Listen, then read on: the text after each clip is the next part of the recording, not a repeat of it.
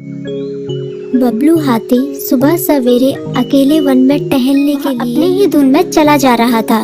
लगता था उसके दिमाग में कोई उलझन है जिसे वह सुलझाने की कोशिश कर आगे बढ़ते ही उसके सामने चीकू खरगोश भागा। बबलू का पैर उसके ऊपर पड़ने ही वाला था कि चीकू जोर से चिल्लाया। उसकी आवाज सुनकर बबलू ने अपना पैर पीछे खींच लिया। कहाँ खोए हो बबलू भाई? कहीं नहीं, बस कुछ ऐसे ही सोच रहा था। किस बारे में? तुम जानकर क्या करोगे? शायद मैं तुम्हारी कुछ मदद कर सकूं। तुम तो जानते हो आजकल वन में कितनी चोरियां हो रही हैं, पर चोर का कोई अता पता ही नहीं है। इस बात को लेकर वन के सारे प्राणी चिंतित थे। वे वहाँ खुद को सुरक्षित महसूस नहीं कर रहे थे। अरे चीकू भाई, हम मजबूर हैं। हम चोर को पकड़ ही नहीं पा रहे हैं। वह बहुत चालाक है और अपने काम को बड़ी कुशलता से अंजाम दे रहा है। कहीं कोई सबूत ही नहीं छोड़ रहा। हमारे राजा इस बात को लेकर बहुत चिंतित हैं। यही कारण है कि हम सब इस बारे में सोच रहे हैं। अब तुम मेरी इसमें क्या मदद कर सकते हो? मैं कुछ सोचता हूँ, हो सकता है मुझे कोई उपाय सूझ जाए। प्रयास करने में कोई हर्ज तो नहीं है। तुम ठीक कहते हो चीकू, लेकिन वन के गुप्तचर भी अभी तक इसका कोई हल नहीं निकाल सके। इतना कहकर वे चुप हो गए। बबलू की बातों ने चीकू को सोचने के लिए मजबूर कर दिया। चीकू को उदास देखकर बबलू बोला, तुम अपना मन छोटा मत करो। मुझे अच्छा लगा कि तुमने मेरी परेशानी को समझा। कभी मैं भी इस वन के लिए गुप्तचर का काम करता था। एक बार मेरी टांग टूट जाने से मेरे अंदर फुर्ती नहीं रही। तब से मैंने यह काम छोड़ दिया। चीकू, तुम चाहो तो यह काम दोबारा कर सकते हो। वन के प्राणी ज्यादातर दिन में भोजन की तलाश करते हैं, वे रात को आराम करते हैं। तुम दिन रात दोनों में ही भोजन की तलाश में निकल सकते हो सकता है रात को तुम्हें कुछ ऐसी बातों का पता चल जाए जो हमारे काम की हो।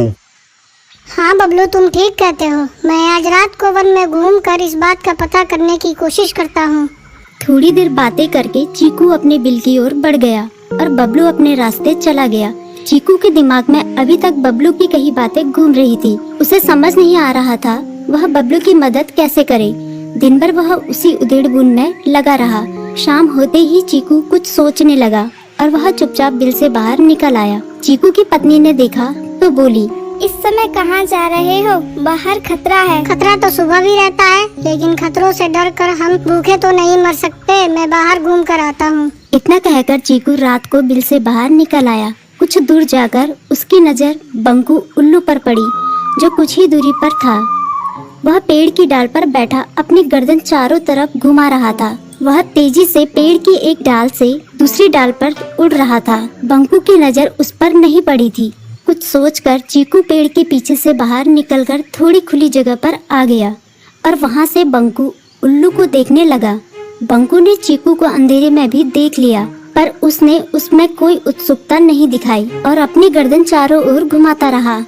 चीकू बड़ी देर तक बंकू की हरकतों पर नजर रखे रहा। वह थोड़ी देर तक खुले मैदान में खड़ा रहा, पर बंकू ने उसे देखकर भी अनदेखा कर दिया। उसने महसूस किया कि बंकू के आसपास चमकू चमगादड़ भी मंडरा रहा था। कुछ देर वन में घूमने के बाद चीकू अपने बिल में लौट आया और सुबह होने का इंतजार करने लगा। अगली सुबह बबलू उसी रास्ते में जा रहा था। रास्ते में चीकू उसका इंतजार कर रहा था। आज बड़ी जल्दी आ गए बबलू। हाँ, आजकल मुझे चिंता की वजह से नींद नहीं आती। कोई नई खबर है क्या? यकीन से तो मैं नहीं कह सकता, पर मैं तुम्हें ऐसे प्राणी का नाम बता सकता हूँ जो शायद चोरों की मदद कर रहा है। कौन है वो? बंकू उल्लू। इतना कहकर चीकू ने रात की घटना उसे ज्यों की त्यों सुना दी। इसे सुनकर बबलू का माथा ठनका। बबलू की आंखें चौंधिया गई। तुम ठीक कह रहे हो। मुझे आज रात बंकू और चमकू पर नजर रखनी होगी। इतना कहकर वे दोनों अपने अपने रास्ते चले गए। बबलू रात को अपने साथियों के साथ बंकू पर नजर गड़ाए रहा। उसकी संदिग्ध गतिविधियों को देखकर बबलू ने उसे उसके साथियों चंकी और संकी लोमड़ के साथ पकड़ लिया। बबलू ने सख्ती से पूछताछ करनी शुरू कर दी। तुम इस समय बंकू चमकू के साथ क्या कर रहे हो? हम चारों दोस्त हैं, इसलिए साथ बैठकर बातें कर रहे हैं।